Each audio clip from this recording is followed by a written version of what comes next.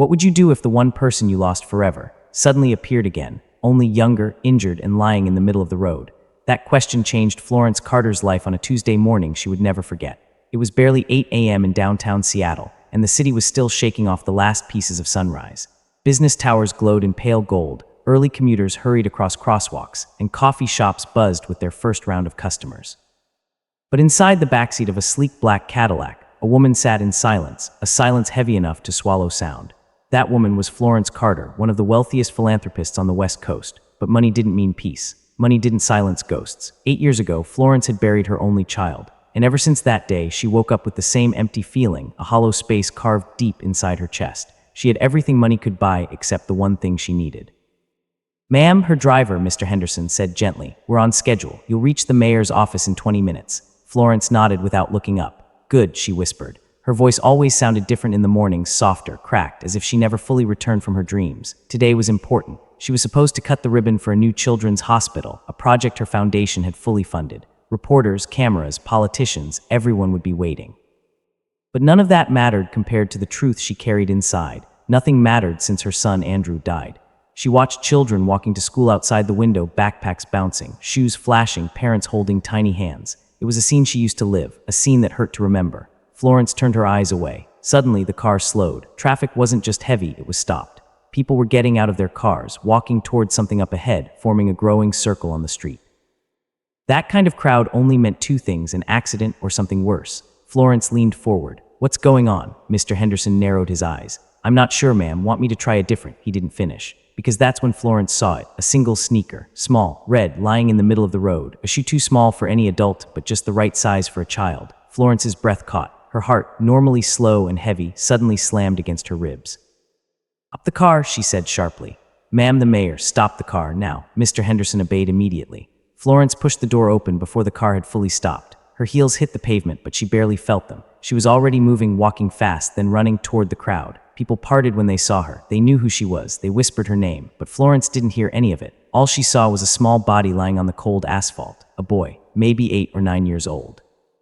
Clothes torn, face covered in dust and blood, one sneaker still on, one foot bare, his little chest rising only slightly, almost invisible. For a moment, Florence's world stopped. The boy's face beneath the dirt, beneath the blood, looked so painfully familiar that she felt her knees weaken. Micro hook, same eyes, same forehead, same small nose, the same face she had kissed goodnight 1,000 times 8 years ago. "No," she whispered, but the resemblance was unmistakable. "Ma'am," an older man in the crowd said shakily. A delivery truck hit him and kept going, didn't even slow down. "Poor kid's been like this for almost 10 minutes. Florence knelt beside the boy. Her knees scraped the asphalt. Her designer suit touched the dirt. None of it mattered, not today, not with this child. She pressed trembling fingers to his neck. No pulse, then faint, weak, but there. "He's alive," she breathed. "Oh, thank God he's alive," the crowd murmured. Someone had called 911. They said the ambulance would take 12 minutes. 12 minutes. This boy didn't have 12 minutes. Florence stood straight and shouted toward the Cadillac. "Henderson, help me lift him. We're taking him to the hospital ourselves." Her driver froze. "Ma'am, your event. There will be other events. There will be other speeches. But this boy has one life. Help me. Now." And for the first time in years, her voice carried real fire. Together, Florence and Mr. Henderson lifted the child gently. His body was far too light, as if he had been hungry for a long time, as if life had been unkind to him long before today. Florence held him close as they placed him in the backseat. She slid in beside him, lifting his head onto her lap. His blood soaked into her clothes. She didn't care. She didn't even notice. "Drive," she ordered. The Cadillac shot forward. Florence brushed dirty hair off the boy's forehead, the same gesture she used to do with Andrew when he was scared at night. "Stay with me," she whispered, her voice cracking. "Whoever you are, don't leave, not like he did, please." The boy didn't respond. His eyelids didn't flutter. His chest barely moved, but Florence kept talking to him. "You're going to be okay," she whispered. "I'm here now, you're not alone." But when the hospital doors finally slid open, Florence would learn a truth more shocking than the accident itself, because this boy wasn't just a stranger. He was about to change her life forever. What if the child you're trying to save looks at you with the same face you once buried? Florence didn't believe in miracles until the morning she carried one in her arms. The car sped through downtown Seattle, weaving between lanes with the urgency of a rescue mission. Mr. Henderson drove like a man possessed, honking, signaling, cutting through traffic, anything to reach Harborview Medical Center faster. But Florence wasn't thinking about speed. She was thinking about the boy in her lap. His small head rested against her blue suit jacket. His breathing was shallow, too shallow. Every few seconds, she pressed her hand gently to his chest to feel it rise. Every time it rose even a little, Florence exhaled shakily, relieved he was still here. But every rise felt weaker than the last. She brushed his hair away from his forehead. Under the dirt and dried blood, she saw a face that tore open an old wound, a face that looked exactly like her son Andrew at age 9. Same cheeks, same jawline, same fragile innocence. No, she whispered again. This can't be real, but it was real. And the more she looked, the more her heart trembled. Mr. Henderson glanced back through the rear view mirror. Ma'am, hold on, hard turn coming. The car swayed sharply. Florence tightened her hold on the boy, cradling him protectively. Stay with me, she whispered to him. You're going to make it, I promise. His lips moved, just barely. Florence leaned closer, thinking he might be trying to say something, but nothing came out. They reached the hospital entrance in 7 minutes, a drive that normally took 15. Mr. Henderson didn't even park. He braked hard near the ER doors and jumped out. Help, Florence shouted. Emergency. Child hit by a truck, her voice cracked and echoed across the entrance. 2 nurses rushed forward pushing a stretcher. Behind them, a doctor in scrubs followed, adjusting his gloves. What happened? He asked, already scanning the boy. Hit and run, Florence said breathlessly. He was unconscious when I found him. He's barely breathing. We've got him, the doctor said firmly. They lifted the boy from her lap. Florence felt his small weight leave her arms, and suddenly she felt cold, as if a part of her had been taken away. The stretcher rolled through the sliding doors. Florence tried to follow. A nurse stopped her gently. Ma'am, you can't go in. Please wait outside. No, Florence said quickly. He doesn't have anyone. I know, the nurse said softly. But let us stabilize him. As soon as we can allow visitors, we'll get you. Florence's throat tightened. She wanted to scream. She wanted to push past the doors. But she didn't. She stepped back, because she'd learned long ago that sometimes life forced you to wait, even when waiting felt like torture. Florence sank onto a bench in the crowded lobby. Her hands were covered in dried blood. Her suit was ruined. Her hair was messy from rushing. But none of that mattered. All she could see was that small sneaker lying in the road. All she could see was the boy's face. All she could see was Andrew. A mother who had lost everything now sat waiting, hoping she wouldn't lose a second time. Minutes passed. 5, 10, 20. The hospital clock ticked loudly, each second echoing like a heartbeat she couldn't control. People around her cried, argued, prayed, but Florence sat completely still, frozen in anxiety. Mr. Henderson sat down beside her. Ma'am, he said gently, you've canceled big events for far smaller things. Do you want me to notify your assistant? The press is waiting. Florence stared at the ER doors. Yes, she said. Cancel everything today. Everything, he asked. Everything, she repeated firmly. Whatever happens behind those doors is more important than any ribbon-cutting ceremony. Mr. Henderson nodded, pulling out his phone. 30 minutes turned into 45. Florence's stomach twisted. Her fingers trembled. Her breath felt tight. Every passing second felt like another chance slipping away. Was he still alive? Had she been too late? She stood abruptly, pacing the lobby. A little girl in a cast watched her curiously. A mother sitting nearby whispered, "Is she okay?" But Florence didn't care. She couldn't sit still another second. Finally, the ER doors opened. A doctor stepped out, the same one who had taken the boy in. Florence rushed forward. "Is he okay? Please tell me he's okay." The doctor gave a tired but gentle smile. "He's alive," Florence gasped, her hand covering her mouth. Her knees nearly buckled with relief. "He has a concussion," the doctor continued. "Some bruising, a fractured arm, and he lost a dangerous amount of blood, but he's stable for now. We're keeping him under observation." Florence nodded quickly, tears blurring her vision. "Can I see him?" The doctor hesitated. "Are you family?" "No," Florence whispered, "but I'm the one who found him." He studied her for a long moment. He saw the blood on her clothes. He saw the panic in her eyes. He saw the grief she'd carried for 8 years. Finally, he nodded. "Follow me." They walked down a long, quiet hallway. At room 214, the doctor stopped. "He's still unconscious," he said, "but he's out of immediate danger. You can stay as long as you want." Florence took a deep breath and stepped inside. The room was dim. Machines hummed softly. The boy lay in the bed, small and fragile, his left arm in a cast, his head bandaged. But his face, cleaned of the dirt and blood, looked even more familiar. Florence's breath hitched.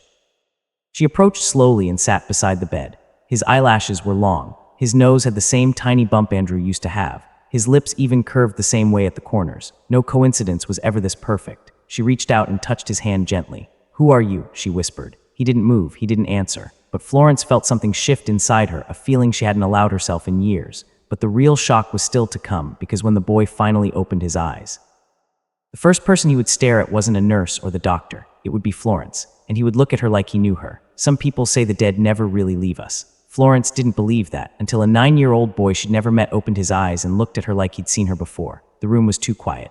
Machines hummed in a steady rhythm, screens glowed with soft green lines, and outside the window, Seattle's gray afternoon rolled in like fog. But inside room 214, everything felt suspended, like the world was holding its breath. Florence sat in the chair beside the boy's bed, hands folded so tightly in her lap that her knuckles were white. She hadn't moved much in the last hour, not really, just sat and watched him breathe. Every rise and fall of his chest felt like a small miracle she was afraid to blink and miss. A nurse had offered her coffee. She turned it down. Her appetite, her thirst, her schedule, they belonged to another life. Now everything in her world began and ended with one question. Is he going to wake up? She studied his face again. Without the blood and grime, the resemblance to Andrew was even more terrifyingly clear. The small freckle near his jawline, the faint shadow of dimples that appeared when the corners of his mouth relaxed. Even the way his hair fell messily across his forehead. It was like looking at an old memory brought back to life. "Who are you?" she whispered for the 10th time. Of course, he didn't answer. He just lay there, swallowed by hospital sheets and beeping monitors. Hours passed. The Dr. Lewis had come in twice already, checking reflexes, flashlight in the eyes, murmuring things like pupils responsive and no sign of internal bleeding. It's a good sign, he'd told her. His body is resting. The brain needs time. Time, that word again. Time had taken Andrew away. Now it was teasing her with this boy.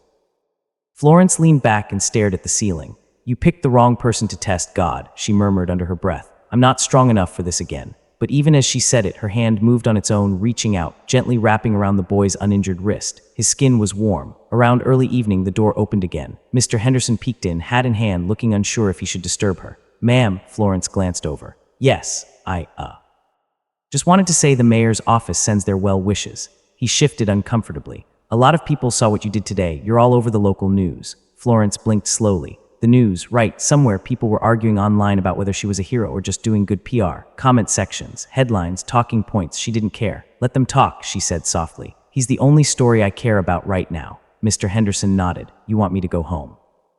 "Get you clothes, maybe something to eat." She almost said no, but she took a breath and forced herself to think. "Yes," she said finally, "just a sweater and something simple. I'm not leaving tonight." "You're going to stay?" he asked. Florence looked at the boy. "I didn't stay last time," she said quietly. Words meant more for herself than for him. "Not when it mattered. I won't make that mistake again." Mr. Henderson didn't know exactly what she meant, but he nodded. "I'll be back, ma'am." He left. The room grew quiet again. Outside, the sky darkened. The city lights began to glow. The hospital seemed to shift into night mode, fewer voices, dimmer lights, quieter hallways. A nurse came in, checked the IV, recorded numbers on a tablet, and lowered the blinds. "You can sleep, you know," she told Florence kindly. "He'll be okay for a while. I'll rest later," Florence said. The nurse gave her a knowing look. "Parents never do." Florence opened her mouth to correct her. "I'm not his," but the words caught in her throat, because in this room in that moment she felt like something close to that. Whatever the law said, whatever the facts were, her heart had already stepped into that role. She must have dozed off. One moment she was watching the soft rise and fall of his chest. The next she felt her head jerk, eyes snapping open. The room was darker now. The monitors still beeped. The boy still lay motionless. She rubbed her eyes and checked the clock on the wall. 2:37 a.m., of course. Sadness loved late hours. It had always found her at this time of night. She stood up and stretched, her muscles stiff from sitting too long. Then she leaned over the boy again. "Hey," she murmured softly, her voice barely above a whisper. "If you're in there, just know someone is waiting for you out here." She brushed a stray strand of hair from his forehead, that old habit she thought she'd buried with Andrew. Her fingertips had just grazed his skin when she felt it. A twitch.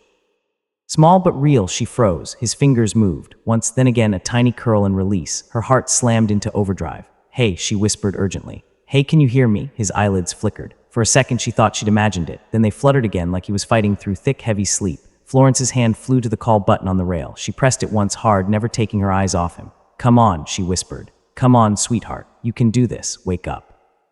His eyebrows nodded slightly. His lips parted. His chest rose in a deeper breath, sharper than before, like the first breath after being underwater too long. Then slowly, painfully, his eyes opened. At first, his gaze was unfocused. He squinted against the dim light, eyes darting around the room, trying to understand where he was, what had happened, what all the wires were. Then his eyes landed on Florence, and he stared, not like a startled kid seeing a stranger. Not like someone confused in a hospital room. He stared like someone recognizing a face from a dream he couldn't quite explain. Florence's heart thudded so loudly she could hear it in her ears. "Hey," she said softly, swallowing hard. "You're okay, you're safe, you're at a hospital." His lips trembled. He tried to speak, but his throat was dry. The first sound that came out was a hoarse, broken whisper. Mom." The word hit her like a punch. For a moment, she forgot how to breathe. He blinked rapidly, confusion chasing across his face, like even he wasn't sure why he'd said that. A flash of panic crossed his eyes. Florence's voice shook, but she forced it to stay gentle. "I'm not your mom," she said softly, "but I am someone who cares about you. A lot. I'm the one who brought you here." His breathing quickened, his small chest rising faster now. "Truck," he whispered. I was crossing the street. It didn't stop. SHH, she soothed, placing a light hand on his shoulder. You don't have to talk about that right now. You're safe. They took care of you. The door burst open as the nurse rushed in, followed by Dr. Lewis, hair slightly messy from being woken up. He's awake, the doctor asked, already moving to the bedside. Florence stepped back just enough to let them work, but not so far that the boy couldn't still see her. His gaze followed her, clinging to her like an anchor in a storm. Hey, buddy, Dr. Lewis said with a calm smile. I'm Dr. Lewis. Can you tell me your name? The boy swallowed. His lips were cracked, his voice raspy. Eli, he whispered. My name is Eli. Hi, Eli, the doctor said. Do you know how old you are? 9, he said faintly. I think. You did great, the nurse said, carefully checking his vitals. You scared a lot of people today. Eli's eyes flicked back to Florence. Did you leave? He asked her quietly, fear edging his voice. I thought you were gone. I'm still here, she said softly. I'm not going anywhere. He relaxed visibly at that. The doctor noticed. Looks like someone already made a strong impression, he said lightly to Florence. Then to Eli, do you remember anything else? Where you were going, where you live? Eli hesitated. His eyes clouded with something heavier than a 9-year-old should ever carry. I don't really have a place, he said slowly. Not anymore. The room went still. The nurse and doctor exchanged a quick glance. Florence felt something in her chest twist sharply. No parents? Dr. Lewis asked gently. Any relatives? Anyone we can call? Eli shook his head, tears pooling at the corners of his eyes. It's just me, he whispered. It's been just me for a long time. Florence didn't realize she was moving until she found herself closer to him again, fingers lightly gripping the bed rail. A foster care worker, a social services coordinator, paperwork. She knew exactly what would come next. She also knew exactly what that system could do to a kid who already felt invisible. Dr. Lewis straightened. We'll have to notify social services, he said quietly to Florence. With no family, they'll need to step in once he's stable. Florence's jaw tightened. Social services, group homes, temporary placements, being passed from house to house like luggage no one wanted to keep. She looked at Eli, at his scared eyes. At the way his hand gripped the blanket like it was the only thing tethering him to this world. Something steady and fierce rose up inside her, a feeling she hadn't allowed herself in 8 years. No, not this time, not this child. She drew in a slow breath. What if, she heard herself say, her own words surprising her. He doesn't have to go into the system. Dr. Lewis frowned slightly. What do you mean? Florence looked at Eli and then back at the doctor, her decision forming even as she spoke it out loud. I mean, she said, voice firm now, what if he comes home with me? Florence had no idea that with that one sentence she just changed both their lives forever, and that this boy wasn't just another child in need. He was the missing piece of a family she thought was gone forever. Saving a child's life is one thing, but claiming responsibility for him, that's where the real storm begins. Florence had no idea how many doors her next sentence would unlock or slam shut. Room 214 grew unnaturally quiet after Florence's words settled in the air. What if he comes home with me? Dr. Lewis blinked as if he wasn't sure he'd heard correctly. Ms. Carter, you're suggesting temporary guardianship. Florence didn't look away. Not suggesting, offering. The nurse stiffened slightly, exchanging a glance with the doctor. Eli's eyes widened, flickering between fear and hope like someone standing at the edge of a cliff, wanting to jump, terrified to fall. Micro hook, he'd never had someone volunteer for him before, not once. Dr. Lewis exhaled slowly. Ms. Carter, I understand your intentions. You've already done more than most people would, but this isn't simple. Child Protective Services will need to. I know, Florence interrupted gently. I'm familiar with the process. It wasn't arrogance. It was painful experience. The foster system had touched her life once before, years ago, when she tried to sponsor children after Andrew's death. She still remembered the background checks, the interviews, the paperwork thicker than a dictionary. She also remembered the kids she couldn't help, children who disappeared into the system before she could get approved. This time she wasn't letting go. Dr. Lewis cleared his throat. I'll contact social services on your behalf. They'll send someone within me. Florence nodded. Good. Eli shrank down in the bed slightly. Am I in trouble? He asked softly. Florence turned to him immediately. No, sweetheart, you're not in trouble at all. He swallowed. Then what's happening? She pulled the chair closer to his bedside, lowering her voice to something warm and steady. Something big, but nothing bad. I'm just trying to make sure you don't have to go through this alone. His tiny fingers twisted the blanket. No one ever tries, he whispered. That single sentence sliced through Florence like glass. She placed her hand gently over his. You're not no one, Eli. His chin trembled, but he nodded. About 50 minutes later, a knock came at the door. A woman stepped in wearing a gray blazer, carrying a tablet and a soft but serious expression. Ms. Carter, I'm Kara Mitchell, Child Protective Services. Florence stood. Thank you for coming. Kara smiled briefly, though her eyes were analytical, taking in every detail. Eli's condition, Florence's posture, the emotional dynamic in the room. CPS workers weren't judges, but they weren't blind either. She approached Eli first. Hi there, she said gently. I'm Kara. I'm here to make sure you're safe. Eli nodded politely, but Florence saw him shrink back, a defensive reaction she recognized too well. Kids who'd been tossed around the system learned fast. New adults meant new rules, new places, new heartbreak. Kara turned to Florence. I understand you're interested in taking the child into your care pending recovery and further assessment. Yes, you're aware this isn't an overnight decision. There are protocols. A temporary placement requires background verification, home assessment, psychological evaluation. I'll do all of it, Florence said without hesitation. Kara raised an eyebrow. You seem unusually invested. May I ask why? Florence hesitated for the first time, because what could she say? That he looked like her dead son, that when he held her hand it felt too familiar, that her heart had already decided long before her brain caught up. How ridiculous would that sound on an official report? She steadied her voice. Because he needs stability, and I can give it. Kara studied her for a moment longer, then nodded slowly. I'll begin the paperwork. Temporary guardian status can take 48-72 hours. Until then, he remains under state protection. Florence clenched her jaw but accepted it. All right, Kara glanced toward Eli again. Once he's discharged, if guardianship isn't approved yet, he'll be placed under supervised state foster care until the decision is made. Eli's face paled. No, he whispered before he could stop himself. The word came out trembling like a plea. Kara softened. It's not permanent, sweetheart. Just until the adults finish paperwork. Eli looked like someone had told him winter was never ending. Florence stepped forward. I'll make sure everything moves quickly. After Kara left, the room grew heavy. Eli stared at his hands. Does this mean I'm going away again? He asked, voice near breaking. Florence kneeled next to him, eye level. Listen to me carefully, she said. Right now, nothing is final, but I'm not stepping away. Not today, not tomorrow. Not until you have a home where you feel safe. He lifted his eyes to hers. Why? He whispered. Why do you care so much? She opened her mouth, then closed it. She didn't want to scare him with the truth, not yet. She didn't want to confuse him or make promises that sounded strange or impossible. So she chose honesty he could handle. Because every child deserves someone who doesn't give up on them, she said softly. And I'm choosing to be that person for you. Eli blinked hard, trying to hold in emotions too big for his frail body, but one tear escaped. Florence gently wiped it away with her thumb. As night fell again, the hospital quieted. Florence stayed. Eli fell asleep eventually, holding her hand like it was the only solid thing in his world. Around midnight, the nurse returned to check his vitals. He's calmer when you're here, she noted. Kids know who they trust. Florence exhaled softly. Trust. She hadn't felt that word in years. She hadn't given it, she hadn't received it. But here she was offering it to a child she'd known for less than 24 hours, yet felt connected to in ways she couldn't explain. At 3:22 a.m., Florence finally stepped out to get some air. The sky outside was clear, dotted with stars rarely visible in the city. She leaned on the railing outside the hospital entrance. For the first time, she allowed herself to say it out loud. He looks like Andrew, she whispered into the night.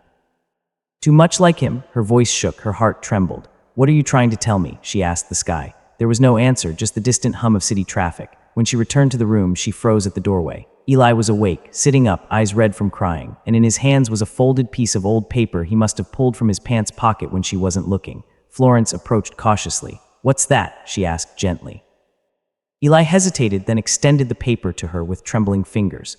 I didn't show anyone this, he said slowly. I didn't think they would understand. Florence unfolded the page carefully. It wasn't a document, not a letter, not instructions. It was a drawing, a child's drawing, a woman and a boy holding hands. The woman had blonde hair just like Florence. The boy had the same features as Eli. Underneath, in messy handwriting, were 3 words, Find my mom. Florence felt the air leave her lungs. Eli who drew this, she whispered. His voice cracked. I did. But your mother, she's not my mom, he said firmly. Florence's heart stumbled. Then who is she supposed to be? He looked at her with quiet certainty. You, Florence froze, the paper shaking in her hands because this wasn't just a drawing. It was a sign, a message, a connection that shouldn't exist but did. Some connections are built over years. Some are built in a single moment, and some feel like they were written long before you ever met. Florence was about to confront the one thing that terrified her most, the possibility that fate wasn't done with her yet. The room was dim except for the soft glow of the monitor beside Eli's bed, but the paper in Florence's trembling hands felt brighter than anything else, like it carried its own kind of light. A child's drawing, 2 figures, a blonde woman, a boy who looked exactly like Eli, and those 3 impossible words, Find my mom. Florence swallowed hard. This is me, she whispered. Eli nodded without hesitation. I've seen you before. Her heart stumbled. In a dream? No, Eli said quietly. In that place I stay sometimes when things get dark. Florence blinked. What place? He looked down at his hands, twisting the blanket anxiously. Not real, he said, searching for words a 9-year-old shouldn't have to use, but like inside, when I get scared, when I think about running away, when people yell or when I'm hungry. Florence's chest tightened. He continued, voice shaking. I would close my eyes and try to think of something safe, and every time it was you. Florence stared at him, stunned, overwhelmed, confused, shaken. But you've never seen me before yesterday, she said softly. Eli nodded. I know. The room fell silent again. There were coincidences, and then there were impossibilities that felt too true to ignore. Florence sat beside him slowly. Eli, she said gently, can you tell me why you drew this? He took a deep breath, calming himself. I drew it the day before I got hit by the truck, he said softly. I'd been sleeping behind the grocery store dumpster. It was cold. I didn't have anything to eat for almost 2 days. Florence clenched her jaw to keep from crying. And I felt like I should draw her, he continued, pointing to the woman on the paper. I didn't know who she was, but when I drew the hair, it felt right. And when I drew her eyes, I could almost see her looking at me, kind, not mad, not disappointed. Florence felt her throat close. Like a mom, she managed. He shook his head. No, not like a mom I lost, like a mom I was supposed to find. Tears threatened behind Florence's eyes. She forced herself to blink them away. He didn't need her sadness, he needed her strength. Eli, did you mean to look for this woman? He hesitated. I didn't know how, he whispered. I don't even know her name, so I thought if I had the picture, maybe I'd recognize her someday. Florence stared at him, at the drawing, then back at him. You were looking for me, she breathed. He nodded once. Yes. Before Florence could speak further, the door opened softly. Kara Mitchell, the CPS worker, poked her head in. Still awake? She asked gently. Yes, Florence said, folding the drawing quickly, almost protectively, and sliding it into her bag before Kara could see it. Something about the picture felt deeply personal, something that didn't belong in a government file. Kara entered fully, tablet in hand. I just came by to check if Eli needs anything before I head home for the night. I'm okay, Eli said softly. Kara smiled. I'll be back in the morning with updates on the paperwork. Rest for now, both of you. When she left, Florence exhaled, relieved she hadn't asked to see the drawing. When Eli finally drifted back to sleep, Florence stepped out into the hallway, gripping the folded paper in her fist. Her heart was pounding. She walked until she reached a small, empty waiting area. Then she opened the drawing again. Up close, she noticed something she hadn't before. The sun in the picture, drawn in childlike strokes, had rays shaped like little lines. And inside one of the rays, barely visible but deliberate, were 2 letters. A.C. Florence's breath caught. A.C. Andrew Carter. Her son's initials. She pressed the paper to her chest, trying to steady herself, but the feeling only grew tighter. This isn't possible, she whispered. This can't mean anything. But deep inside, she knew the truth. This wasn't random. This boy wasn't random. Something was trying to bring them together, whether she believed in fate or not. When she returned to the room, Eli had turned onto his side, sleeping more peacefully than before. The nurse entered quietly and checked his monitors. Stabilizing well, she whispered. I'll dim the lights again. Florence nodded. As the nurse left, Florence whispered into the quiet room. I don't know why you found your way to me, but I won't run from it. She sat down beside his bed, tucking the blanket around him gently. He stirred, not fully awake, but aware enough to feel the touch. And then, groggy, half asleep, he murmured, You came back, Mom. Florence's breath froze. She brushed his hair softly. I'm here, she whispered. I'm right. The next morning, Florence woke up in the chair again. Her neck ached. Her back throbbed, but she didn't care. Eli was awake, quietly drawing on a notepad the nurse had given him. He looked up when she stirred, eyes brightening with a kind of cautious happiness. You didn't leave, he said. No, she replied gently. I told you I wouldn't. He scooted a little, making space on the side of the bed as if inviting her closer. The gesture melted something inside her. She moved to sit beside him, and he leaned lightly against her arm, a small but powerful sign of trust. Eli, she said carefully, I need to ask you something important. He looked up. You said you've seen me before, she continued. Can you tell me more? He nodded. Not like a picture, he said softly. More like a feeling, like someone telling me where to go, where to be, like someone guiding me. Someone, he hesitated, then whispered, a boy. Florence felt her blood run cold. A boy, she repeated. Yes, Eli said. He looked older than me, maybe 11 or 12. He never talked, but he was always pointing. Florence's pulse quickened painfully. Pointing where? She asked. Toward the city, toward here. Florence's hands began trembling. And what did he look like? She whispered. Eli closed his eyes, remembering. He had your eyes, he said slowly. And the same nose as me. Her heart stopped. That's all I saw, he continued. He always looked sad. But when I got close to the street that day, he smiled. Florence's breath hitched. Her chair scraped softly as she stood abruptly. Are you okay? Eli asked, confused. Florence pressed a hand to her mouth, tears threatening again, not from sadness, but from the overwhelming, impossible, terrifying thought forming in her mind. What if someone was guiding Eli to her? What if it wasn't just coincidence? What if the boy he saw was Andrew? Florence was shaking because for the first time in 8 years, she felt something she'd sworn she'd never feel again. A message from her son. A sign she couldn't ignore. And Eli was at the center of it. Some warnings protect you. Some warnings threaten you. This one did both. Florence stared at the message. Stop looking for the boy who looks like your son. Her fingers trembled. Who wrote it? How did they know about Eli? How did they know about Andrew? She stepped out into the hallway, scanning for anyone suspicious. But the hallway was empty. Suddenly, her phone pinged again. This time, a second message. He is not yours. Her stomach twisted. Someone out there didn't just know about Eli, they claimed ownership. Florence rushed back into the room and locked the door. She sat next to Eli, brushing his hair as he slept. For the first time, she realized this wasn't just fate or trauma, someone was watching them.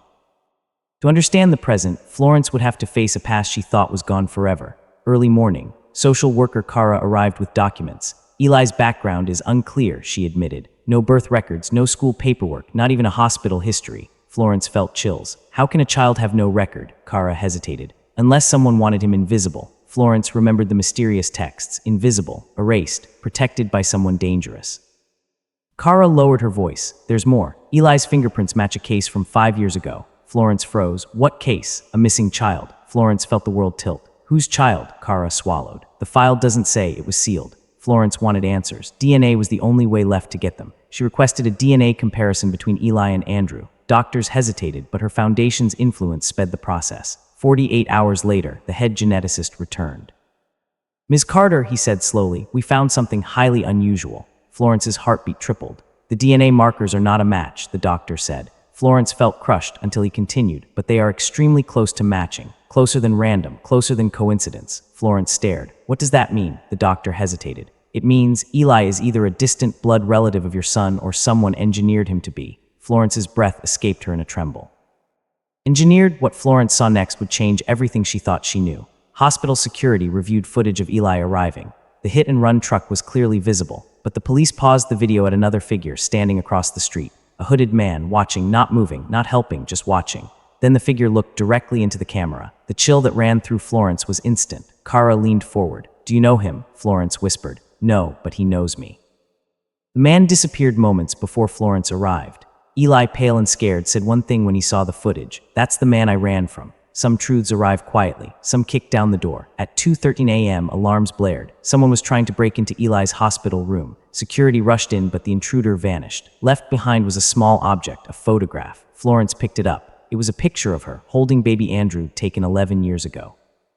And behind them, in the blurred background, was the same man from security footage. Florence's blood ran cold. Eli said softly, he used to watch me too. The story wasn't about Eli. It wasn't about Andrew. It was about what happened before both of them ever crossed paths. Detectives finally called Florence. They'd identified the mysterious man. His name, Thomas Wilder, a former geneticist, fired 11 years ago from a research lab the same year Andrew died.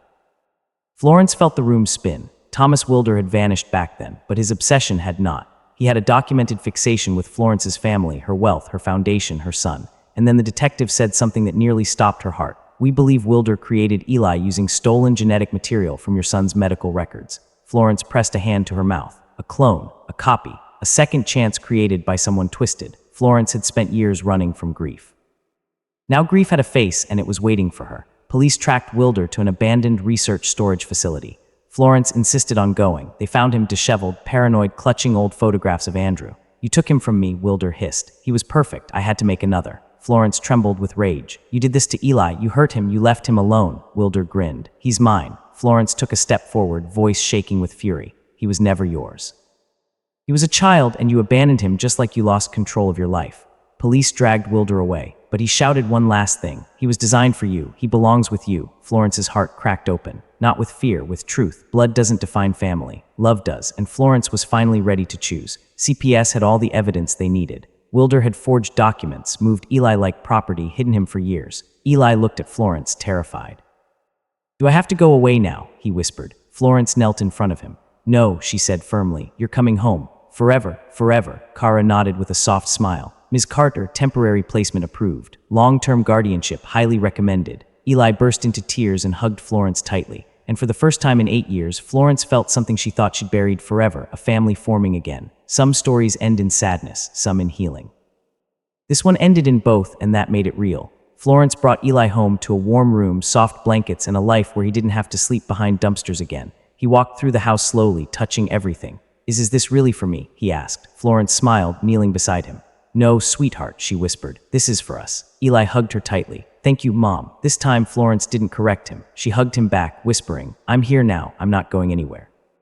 That night, Florence placed the drawing Eli made into a frame on his new bedroom wall. And later, before sleeping, she whispered into the quiet house, Andrew, thank you. On the windowsill, a small ray of light flickered like a nod from a boy who had guided Eli home.